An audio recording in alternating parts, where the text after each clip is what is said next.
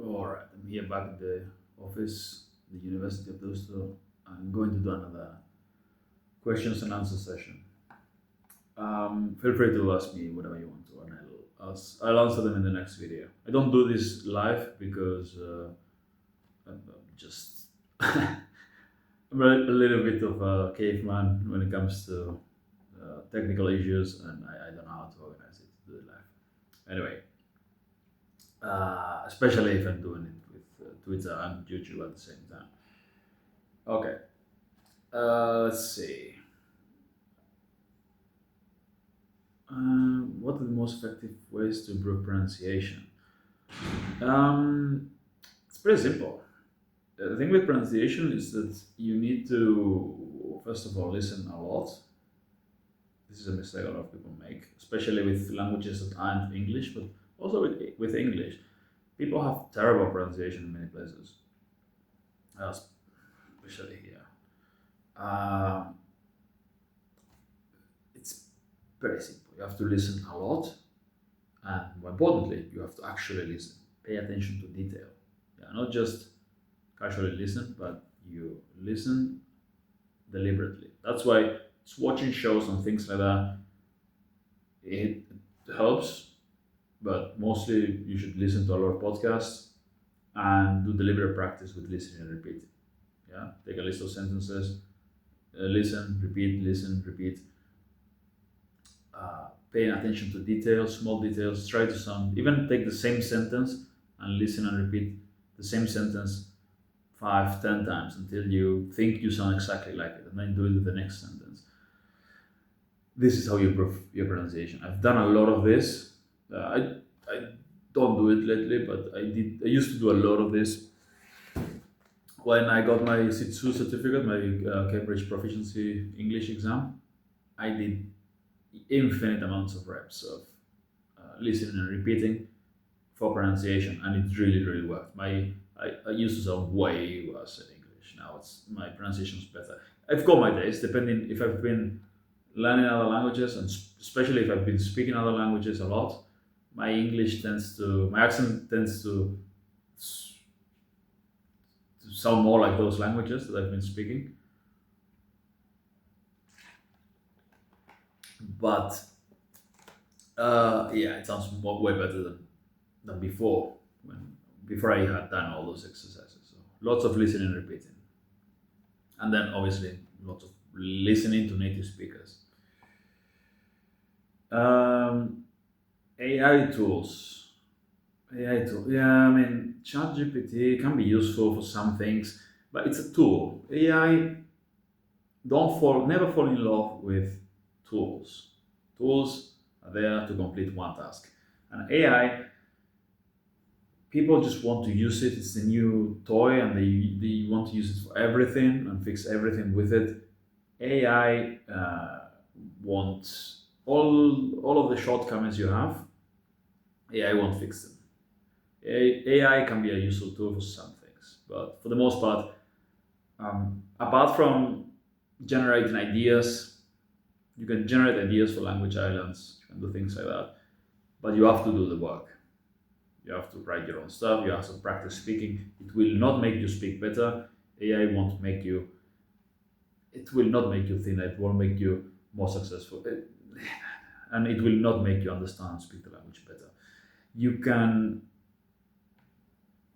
you can use it for some things, but some very specific things. Idea generation for the most part. Maybe you disagree. Maybe you can. I hope you disagree, and you can show me some really useful way to use AI for language learning. Let me know in the comments. If you do that, yeah, I'll credit you, and I'll talk about it in the next video. But my opinion, it's not a waste of time, obviously, but it's a tool, and it's got limited uses. Don't fall in love with tools, right? Um, Comprehensible input. Yeah, people love comprehensible input. The thing is, people love comprehensible input because it's lazy. It promises you fluency without doing any work. You just have to watch more videos, and eventually you'll be fluent. You know who doesn't want to spend 2,000 hours watching Dreaming Spanish? Anyone who values the time, anyone who is successful, anyone who's got a business, a career, anything like that. Yeah, those people value their time and they don't want to spend 2,000 hours watching Dreaming Spanish videos. Successful people want results as fast as possible. Yeah, that's efficiency. If you get results after many thousands of hours, okay, but good for you. But you, first of all, you could have got those results years earlier, and then there's an opportunity cost there because you don't get to use the language in many things that you could have if you got the results much earlier. There's that, but there's also the opportunity cost of having spent all that time doing that when you could have spent it doing something better that you prefer doing, that you actually enjoy doing, or something meaningful, something that makes you more money, something.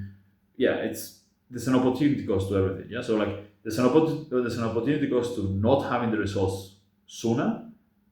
Yeah, and there's an opportunity cost to spending all that time doing that when you time that you could spend doing something else.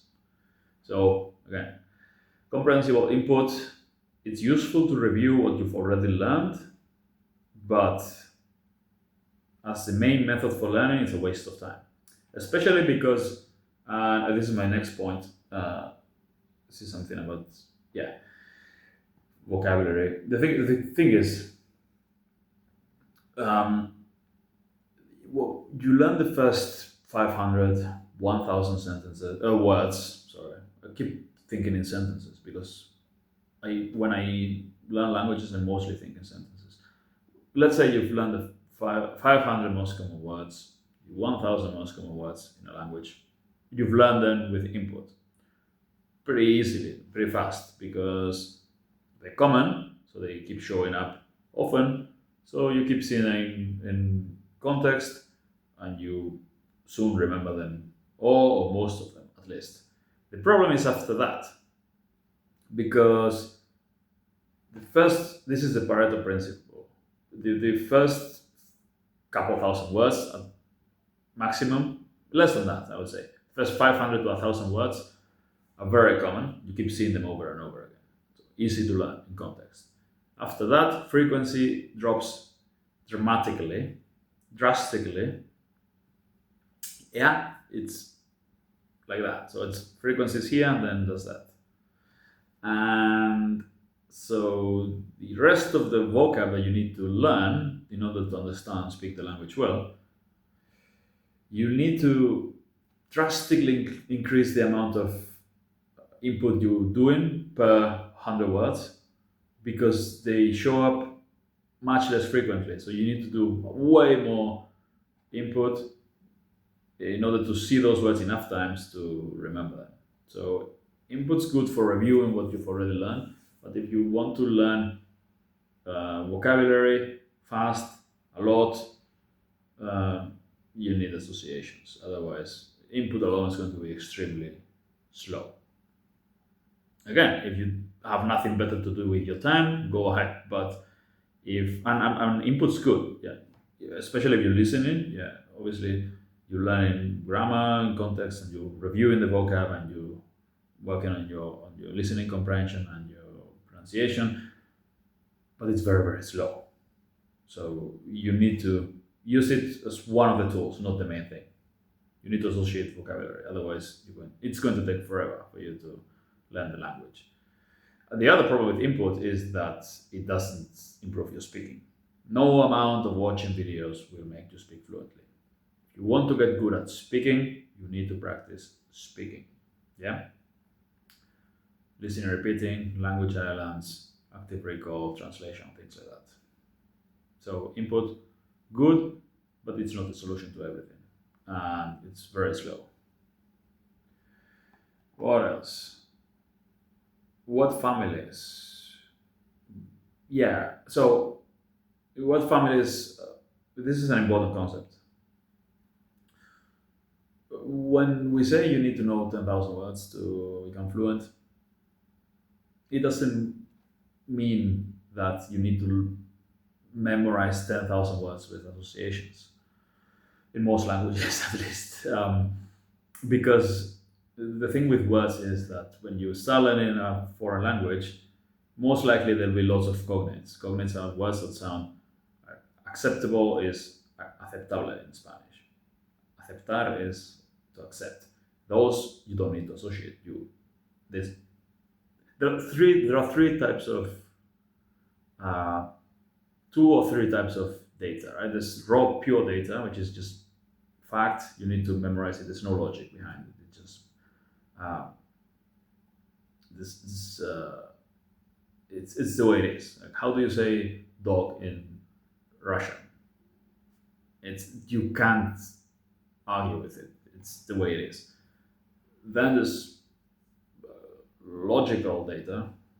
2 plus 2 equal 4, unless you are severely mentally, you know, you know that that's logic. That's the way it is. But that's logic. Yeah, you can that you can you can you see it and okay, yeah, that makes sense. You remember it because it makes sense. The pure data, you don't have a way of there's no logic behind it. Yeah, you know 2 plus 3 is 5, but you don't know how dog is in this language and that language unless uh, the language is similar enough, the vocabulary is similar. Then you see the similarity, and then you can. So from the 10,000 words you need to know, there will be a lot, especially in easier languages. There'll be a lot that you don't need to associate because they're similar. Yeah. Then there'll be also words that are from the same word family. I mentioned accept, acceptable, unacceptable, accepted, and so on and so forth. Those all make one word family. So once you learn one of those, you know the rest when you see them because you know the able ending, or aceptable. Uh, that means that it can be accepted. But if it was something else with able, you know, it can be, yeah, like edible is can be eaten, for example. So that's a word family. So from the 10,000 words, there'll be cognates, and then there'll be words from the same word family. So it's not 10,000 words that you need to memorize. You need to memorize enough of them that you'll. And there's no specific number. Obviously, it depends on the language, how different it is from the ones from your native language and the other languages you've already learned. Um, but you need to use associations to learn all the difficult, the raw data, the pure data, the ones that uh, you can't logically figure out what they mean. The ones that sound similar to the ones you already to the same word in the languages you already speak, or the ones that belong to the same word family. Those you don't have to associate them. Just those context works for those.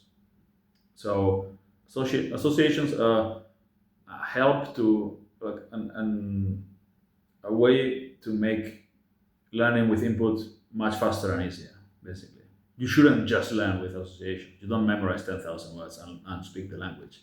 Now, obviously, there's more to that. It's just a way. It's just a way to make the language the learning with input much faster. Uh, Speed reading. Yeah, I don't get many questions about this. How can I use speed reading for language learning? Um, what I don't recommend you don't do this, is learn speed reading and then try to learn with input by reading really, really fast, lots of text, because it's lots of vocabulary that you have no idea what it means and you remember nothing. What I do recommend you use speed reading for is reviewing what you have already been learning. So if you've been memorizing vocabulary from lists, let's say you've got a list of the most common words, You associate a bunch of them, and then you can speed read and quickly review the thing, including the ones you associated the previous day. So it's very easy to review large amounts of content. The same for your language islands. If you've been repeating language islands aloud and things like that, it's your own sentences. You already know what they mean, so you can quickly speed read and review the thing uh, and understand it. But if you just try to open a book and speed read it and learn the language, no, you're not going to learn the language because you won't understand anything. Even when you're at an intermediate level, I wouldn't recommend doing that. I speed read books now. I mostly speed read stuff that I want to review. Yeah, do, and there are different speeds of reading speeds, right? The fastest you can read, it will never work with new information. Because the speed at which you process information and your ability to retain the information is going to be always slower than your maximum ability to, like your maximum reading speed. So your maximum reading speed should only be for reviewing. But you can make your normal, like, reading and retaining speed also, you can improve that, so that you read new content and retain the information well. Not as fast as when you're reviewing, but much faster than most people still. This can be trained. But again, I recommend doing this only when your knowledge of the language is at least intermediate, because otherwise there's going to be a lot of vocabulary there that you're not going to understand. Okay. Learning plans, how to track your progress. Honestly, ignore all that. People like having people like having like a plan, and then this phase one and this, and then I'm at level 5, and this is why all these apps and all these programs um, are popular, because they give you points and levels and all that. But honestly, just do the stuff that works and do it regularly. Memorize vocab, listen to the language a lot, listen and repeat in drills, lots of language islands, translate into the language, yeah, active recall, and you will end up understanding and speaking the language well relatively soon. You don't need levels, you don't need streaks, you don't need any of that nonsense. I try not to swear because I'm at work. Anyway, I think I'll take one last question. Let's see. The internet's malfunctioning again.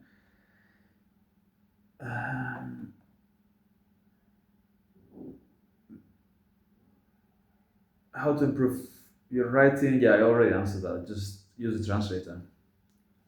Write in your language, translate with pen and paper into the language you're learning, then compare with machine translated text and correct your mistakes, and do it again the next day and again the next day, and so on.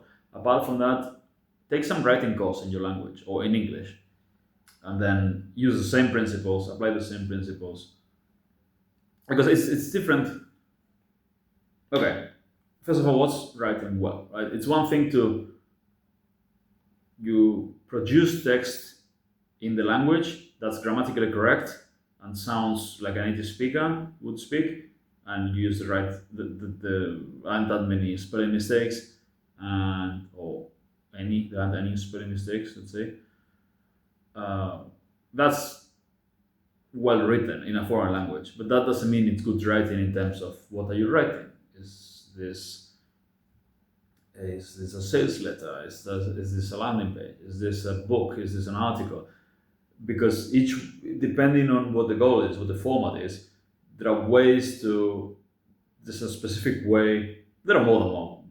There's not just one way, but text should have an effect on the reader, and achieving that is writing well when we're talking about actual writing. So it's one thing to be able to create a text in the language that is relatively error free. That's writing well technically, but it's not writing well, because then if the whatever you're writing doesn't have the effect you want it to have on the reader, that's not good writing either. Does that make sense? So take a writing course for whatever you're doing, or several. Um, I recommend going to George 10 on Twitter. I mean, if you're on Twitter, you know who George 10 is. And apply his principles. He's kind of a guru on the subject. He knows what he's talking about. Apply that and you'll improve your writing. If you want to simply stop making mistakes when you write, yeah, use a translation technique. Anyway, I hope this was useful, and see you next time with more questions.